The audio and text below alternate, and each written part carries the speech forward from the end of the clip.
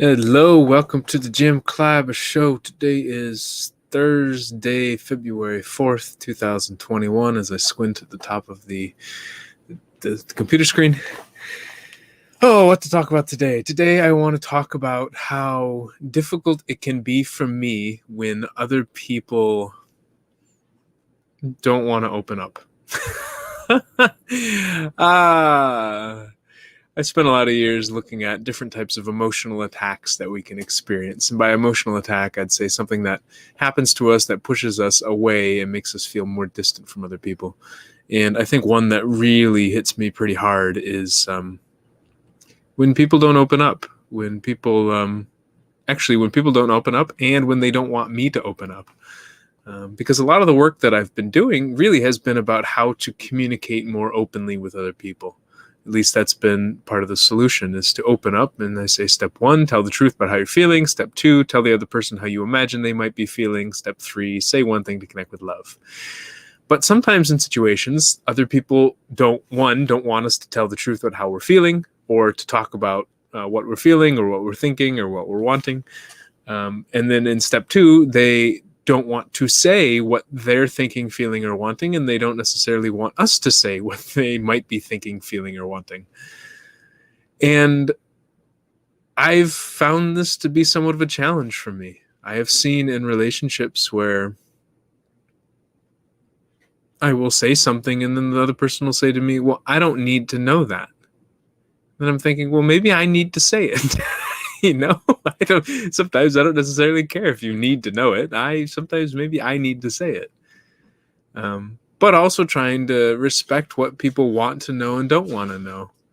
And on the other side, sometimes I'll ask somebody a question and they'll say, well, that's private. I don't want to tell you that. And then I can get stuck because if I'm really curious about something, then I don't know whether to talk about it or bring it up, or how to not bring it up, or I don't know. I can get really stuck sometimes. I don't know if this happens to you. Maybe you fall more in the side of the person who wants to keep more things private. And maybe I'm that way too, actually. I was talking to a friend about this today because I asked her something and she's like, well, actually I talked about it a little bit yesterday. My friend, the guy I'm dating wants to stay anonymous. I was like, okay. So I said, maybe, maybe he doesn't want all the attention, this and that. She says, oh no, you were assuming. And I said, yeah, I'm assuming because you didn't give me any information. I have to assume something, right? I have to at least guess, or maybe I don't have to guess. Maybe I can just leave it in ambiguity. I just find it hard sometimes to just sit and not imagine things. And I think it came out that she also didn't want to share it. So maybe it was less about him wanting to stay anonymous and more about her just wanting to keep that information private. And while I respect it and understand it, I also get annoyed by it, if that makes any sense. Because I think sometimes at the root it says that the person I believe that it says that the person doesn't trust me with the information. They think I'm going to use it against them, or they think, but maybe that's not the case. Maybe it's just that sometimes when we keep things private, they feel more special in a way, because it's almost like a little secret. It's almost like this precious secret that we have. And maybe it's hard for me to imagine how those people are feeling, because I'm typically on the side of asking questions to other people. Oh, what about this? And being really curious about what's going on in other people's lives. Whereas I don't necessarily find that people are that outwardly or directly curious or actively curious about what's going on with me. Maybe they are. I'm oblivious to it. Maybe I do a very similar kind of we call it stonewalling or shutting down of other people when they ask me about things. I reflect a little bit on when I came back from Tanzania, and I thought none of my friends really cared about my photos and my experience. And then it wasn't until a couple of years later when my friend Ann was like, so when are you going to show us photos? I said, what are you talking about? I said, you wanted to see the photos? Yeah, we asked, but you didn't show them. And I think they asked? I had completely forgotten that they asked. I didn't even remember. because, and maybe I shut them down, maybe I brushed it aside, maybe I redirected conversation. I guess I don't know if I'm often on the side where someone is actively curious, asking me a lot of questions, and I say, no, I don't want to talk about that. I don't know. But I think it does pose a challenge for me and for many of us. I think this happens in a lot of relationships where one person is more open in communication, both in what they're feeling and thinking, but also in wanting to know what the other person is feeling or thinking or doing. And the other person is more closed.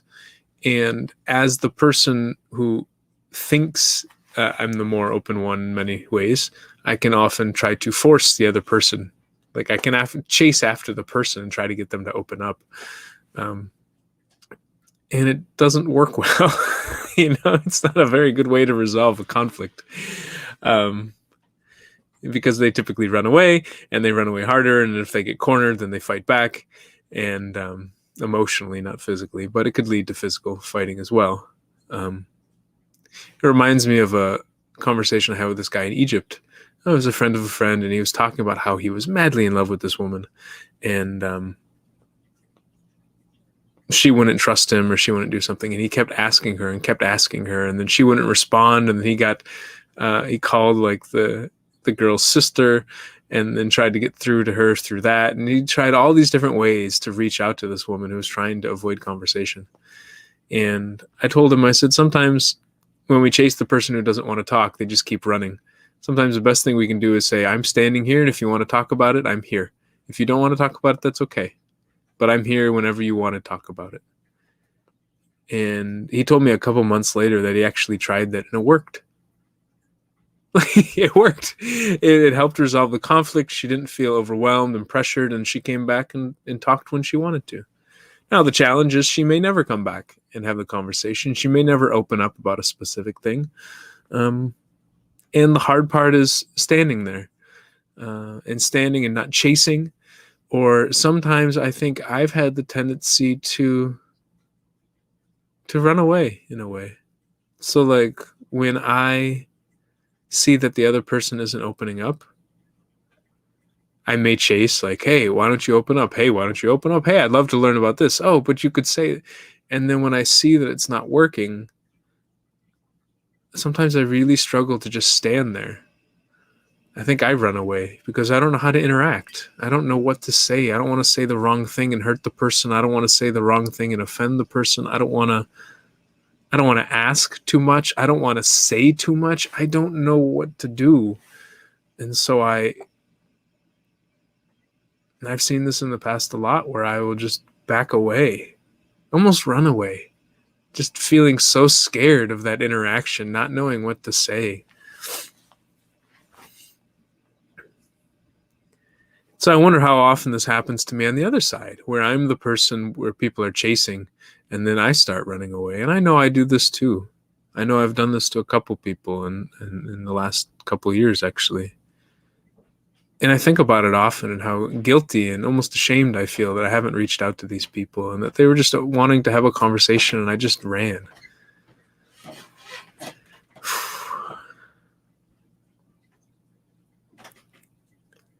It's a tricky thing. Emotions and communication and how open or closed we are, it can be really tricky. And trying to meet people at the place where they're at, and trying to have others meet us where we are at. Do you have any situations in your life where you can think that you were trying to either you were communicating very openly with somebody and they told you, stop it, I don't want to hear all that, or where you asked them about something and they said, that's none of your business, or I don't want to tell you, or I'm fine, or it's private, or that's my issue, you stay out of my business. Or on the opposite, where somebody has asked you for information that you don't want to share, or someone has told you things that you really don't want to hear. How have you resolved or dealt with those interactions and conflicts? Have you been like me and run away sometimes? Do you run towards the person? Do you just stand there? Do you pretend? Do you not like physically run, but kind of emotionally run or distract yourself and to, pretend that it's not an issue?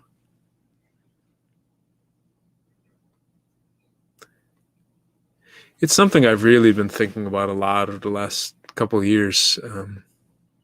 When I first started doing this work, it was really about being much more emotionally open and communicating very openly with each other. And while I can't control how somebody else communicates, I can control how I communicate, and I want to be open.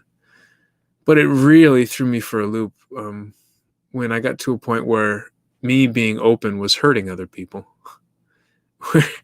Where I gave a talk in Egypt and I used my ex's name in the talk, and she got really angry that I used her name, and rightfully so. Didn't want the attention drawn towards her for something that had happened like a decade before. Didn't want people to demonize her and take my side, and I've seen it in interpersonal relationships where I open up and share something, and a person says, I don't need to hear that.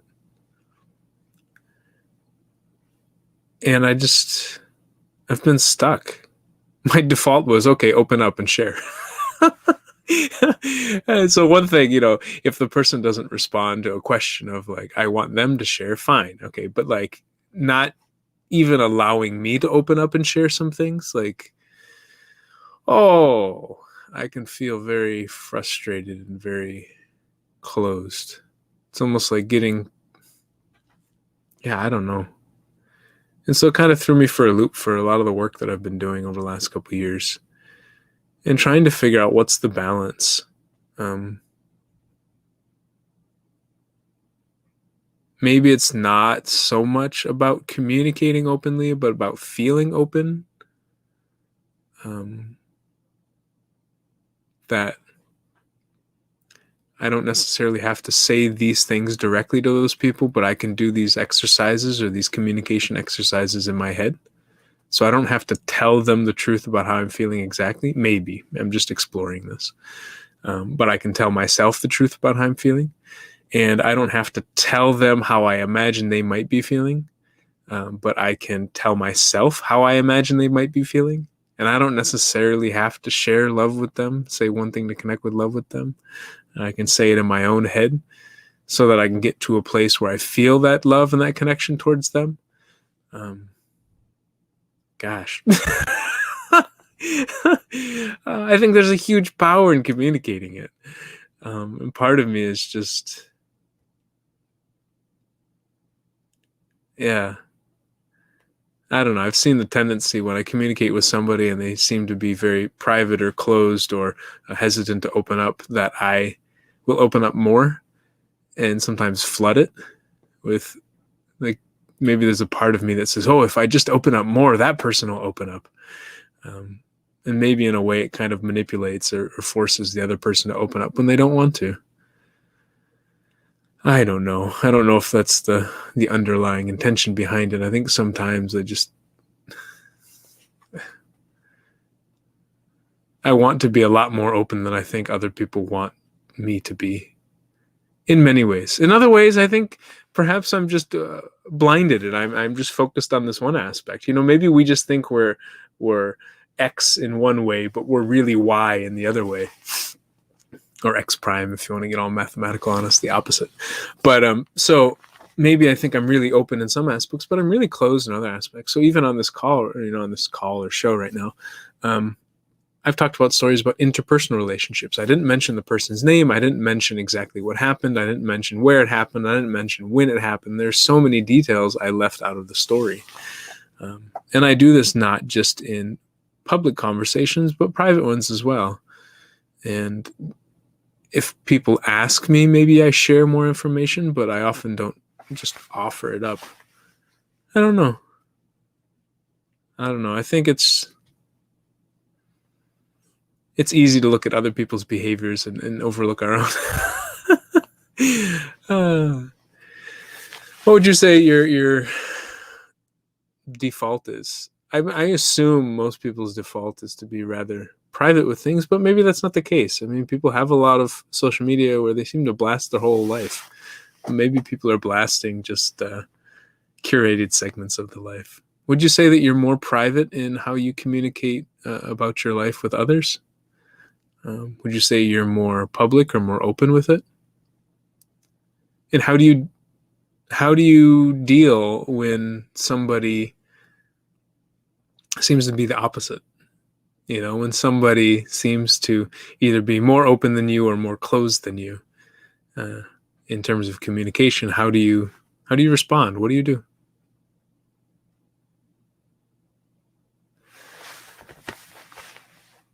I think about this as I reflect and go, gosh, these podcasts seem very difficult when I'm not connecting it to a news topic, especially to do it every day. In the news yesterday, there was a secret vote, a secret ballot in the Republican Party to determine whether Liz Cheney should remain the number 3 person in charge, like the third highest person in power in the Republican caucus with the U.S. Congress. And I think it was a vote of 144 to 61 or something around those. So it's like a 70% to 30% vote in favor of keeping her in power. And a lot of people were talking about how it was a secret ballot, and if it were a public ballot, it would be different. And what would happen if we had an impeachment trial that was a secret ballot? And do we even want secret ballots? And if you've listened to if you've been a long-time listener, you may have heard the episode I did, I think it was number 32, with James D'Angelo, talking about the secret to fixing Congress and talking about secret ballots for congressional committees, and how adding more secrecy to that part of the process can bring greater results. And so I am not, when I think about that, I think about what structures do we have in place so that people can be more open and more honest? So the idea with that is that we put up these, basically these emotional walls, or we put up this kind of safe space, people call it a lot, for people to open up without fear of retribution, fear of intimidation. And people can be more honest. I thought about this a lot when I was working with iFilio. And the idea with iFilio was that it's completely private space on our phone to reflect about how we're feeling. And the reason it was completely private is because when we start talking with other people, cultural rules and expectations come into play. I should say this, I shouldn't say this, they don't want to hear this, they might get angry, they might get confused or sad, so I'm not going to say it. And so we put so many filters on our communication, and it distorts how we may actually think we're feeling. Whereas with the app, it was completely private, no sharing to anyone else. It gave us a safer space to be more raw and unfiltered. Unadulterated. I like that term because it's like being like a kid. As we become adults, we get filled with all this culture and like, you should say this and don't say this and do this and don't do this. We can go back to maybe a more raw form of humanity. But so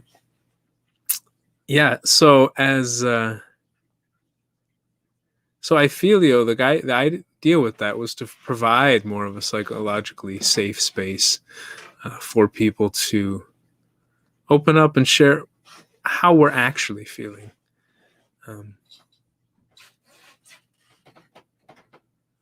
Maybe I just hope, and people were talking about this a little bit on Twitter yesterday. They're saying, oh, these Republicans are cowards. They would never vote that way in public. Why do they vote differently in private than they would in public? Why don't they come out and condemn, support Liz Cheney and condemn, what's her name, Marjorie Taylor Greene or something, and condemn the beliefs that she has?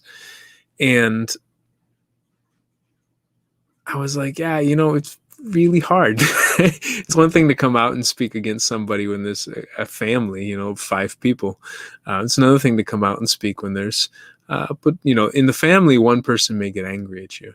But when you come out and you speak in front of couple 100 million people, there's bound to be at least 10,000 who get angry at you.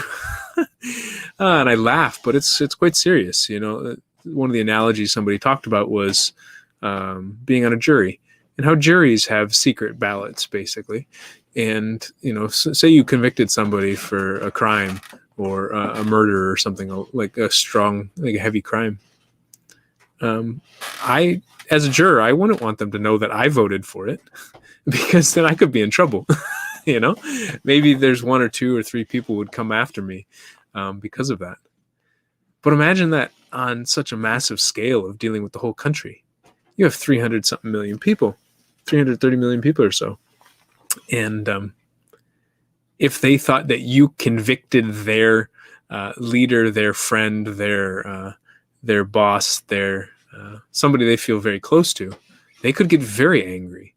And I think people are already experiencing tremendous amount of death threats coming their way in Congress. And I can imagine some of these public votes would lead to more and more death threats. I mean, I talked about this with James. If you check out that episode, it surprised me just how much fear that some of these people may have from the actions of constituents,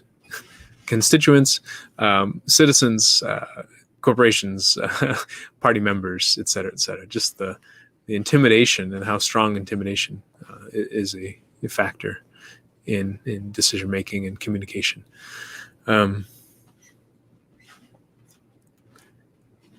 Maybe the idea with Iphileo was so that we could get better at speaking out despite the consequences. Saying what we really believe despite whether anyone wanted to hear it. And that can be a tricky concept, because not everyone believes that. I don't know if I believe that, I don't like when some people open up and talk about bodily functions that I don't necessarily want to hear about. I don't want to hear about somebody going to the bathroom all the time, or I don't want to hear about somebody's fungus or something that they're experiencing, I don't know. It's maybe this is the case with almost everything. As we study it more, we realize that there's so many nuances and complexities to it. I don't know. Maybe it's just me feeling even more, getting stuck and caught more in step 2 and worrying about how other people feel and less about how I feel. But then some people say, but you only do that because you're a white man and you're privileged and you're able to only think about yourself. Other people aren't able to have the privilege to do that. And I'm thinking, I don't really know if I believe that, because most religions seem to preach self-love and forgiveness and forgiving of others and love for others, and keeping our hearts open and reopening our hearts. And I don't know.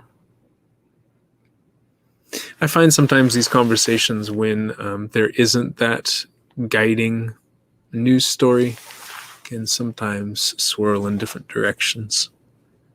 I don't know what the solution is. I mean, at the end of the day, I hope I'm a little more open and honest with myself. The challenge I see is that as I become more open and honest with myself, it's hard to not be open and honest with other people, or more open and honest with other people. And other people may not want that.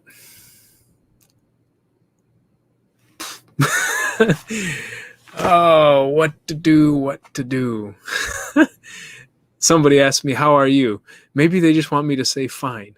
But actually, I want to say I'm tired, I'm sad, I'm excited about this, I'm curious about that. Maybe they just want to hear fine. So should I just say fine? Or should I say how I'm actually feeling? If I say how I'm actually feeling, am I violating them in some way because they don't want to hear that? This is maybe a small example, but this comes up in many other ways. If I say what I actually want to say, does it violate them? Maybe it does. But when I don't say what I want to say, does it violate me? Perhaps this is the balance, and this is something I've talked about a lot. And I'll go on this point for a little bit. I think I mentioned it in the story before, but this idea that I went to, I was dating this girl, and I went to a kind of a family picnic with her. And she was from Africa, and she lived here in the U.S., and we went to a family picnic, and one of the family friends, a guy who was from the same country but grew up in the U.S., came over to me and was like, "Hey, man, I'll make you drink." I said, "I'm not drinking right now." He says, No, I'm going to make you drink. He says, "Oh, no, but you need to drink. You're disrespecting my culture and this is that. How do I know to trust you?" I said, "Listen, man, I told myself I'm not going to drink for 30 days. And this is like day 10. And so I'm not going to have a drink." He's like, "Man, like, what?" I said, "Listen, I want to respect you. But if I take this drink, I will be respecting you, but disrespecting myself. So how can I respect myself and respect you?"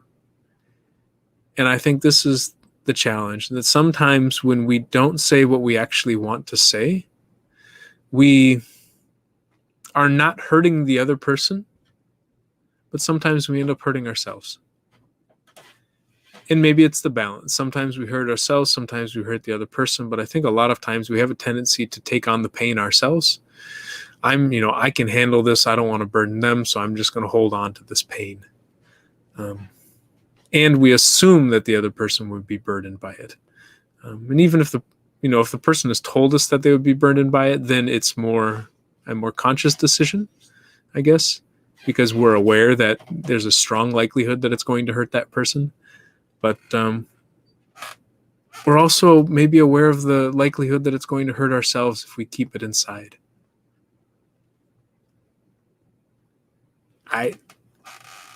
Maybe it's that balance. It's just the going back and forth. I think so often, and I'm speaking from my experience, I can't relate, I don't know if other people are going through this as well, that so often I will bite my tongue because I don't want to hurt the other person. And because they don't want to hear something, they don't want me to ask something, they don't want to know about something. So I'll bite my tongue, and I'll end up hurting myself a lot.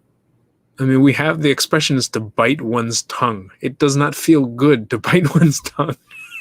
Maybe for you, but for me, oh my gosh, it's one of the worst pains.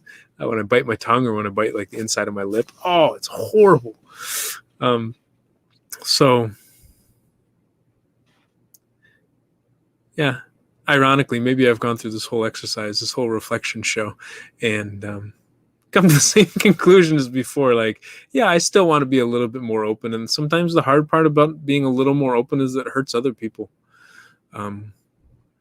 And to try to be more mindful of the pain it may cause others, but also the pain it may cause ourselves, and not to just prioritize the pain that it's causing other people. Because sometimes in conflict, like, it's impossible to do something that won't cause pain. I don't know.